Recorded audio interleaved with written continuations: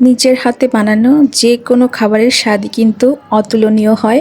বিশেষ করে আমার কাছে আমার নিজের হাতের রান্নাটা খুব বেশি ভালো লাগে।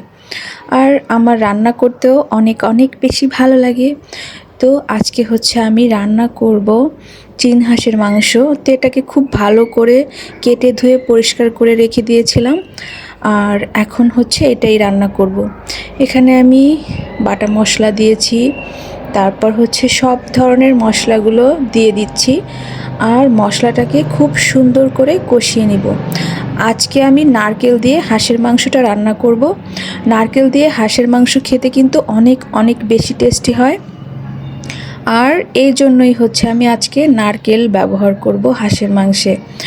আর এই হাঁসটা একদম গন্ধমুক্ত, কারণ এটা আমাদের বাড়ির হাঁস আর এটায় কোনো গন্ধ নেই। তো হাঁস সাধারণত গন্ধ বেশি হওয়ার কারণে খেতে খুব একটা সমস্যা হয়, বাট এটা খেতে অনেক অনেক বেশি মজার ছিল। তো আজকে হচ্ছে আমি এই হাঁসটা রান্না করলাম আর আমার সাথে পিঠা খেতে ইচ্ছা করছিল। তো চিন্তা করলাম তাহলে নিজের হাতে মনের মতো করে রান্না করে আজকে হাঁস আর চিতই পিঠা হবে। এখানে হচ্ছে আমি খুব সুন্দর করে কষিয়ে মাংসটাকে রান্না করে নিয়েছি। ব্যাস, কালারটা দেখেই বোঝা যাচ্ছে কতটা টেস্টি হয়েছিল।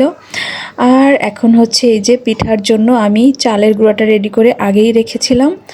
আর আজকে আমি রুটির তাওয়াতেই পিঠাটা করব, সাসে করব না, এতে করে পিঠাটা একটু পাতলা হবে এবং হচ্ছে খেতে বেশি মজা হবে। এই কারণেই আমি এটাতে করে করছি। তো মাশাআল্লাহ দেখেন পিঠাগুলো এত সুন্দর হয়েছে, খুব সুন্দর হয়েছে মাশাআল্লাহ।